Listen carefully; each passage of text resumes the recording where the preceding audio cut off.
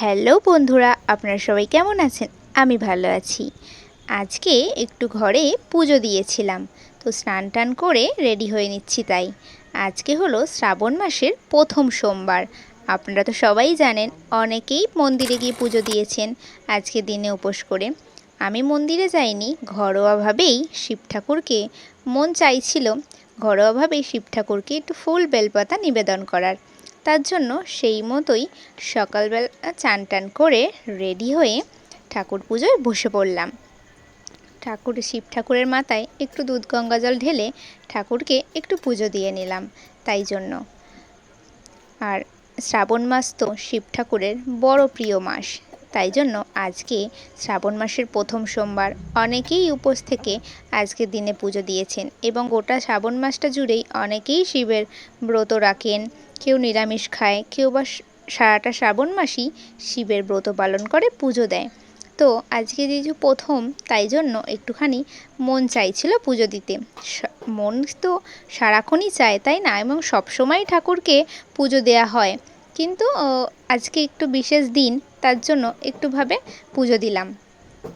তো এই যে আমি চান করে শিবের মাথায় দুধ গঙ্গা জল ঢেলে আমি একটুখানি আকন্দ ফুল দিয়ে সাজিয়ে নিচ্ছিলাম। শিব ঠাকুরের তো বড় প্রিয়, আর কিছুই লাগবে না, বেলপাতা আর আকন্দ ফুল, তাই না? এই দুটো জিনিসই হলে শিব ঠাকুরের আর লাগে কি? এই দুটোই তো শিব ঠাকুরের বড় প্রিয় জিনিস। তো সেই মতো আমি তাই দিয়েই আমার পুজোটাকে সারলাম। আপনারা কে কে আজকের দিনে পুজো দিয়েছেন কমেন্ট করে জানাবেন।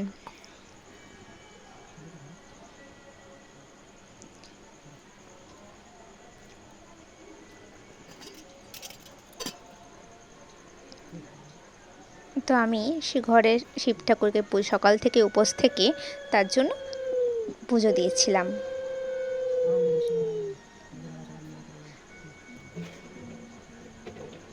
এই অনেকেই শ্রাবণ মাসে সবুজ চুড়ি পরছে দেখা যায়, কিন্তু আমি পরিনি। যে যার এটা নিজের মনের ব্যাপার, নিজের ব্যক্তিত্বের ব্যাপার, তাই না? সবাইকেই যে পরতে হবে এমন কোনো মানে নেই। আমার মনে হয় ঠাকুরকে ভক্তি ভরে বা মন দিয়ে ডাকলে ঠাকুর কি আমাদের কথা না শুনে? নিশ্চয়ই পারবে না, তাই না? মনটাই হলো সব এবং ভক্তিটাই সব। তো আমি এখানে আমার মনের মতো করে পুজো দিয়ে ঘরে আমি আমার ঠাকুরকে ভোগ নিবেদন করলাম, পুজো শেষ করলাম আরতি করে।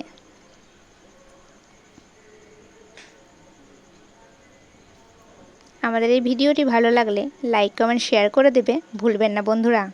আবার নতুন ভিডিও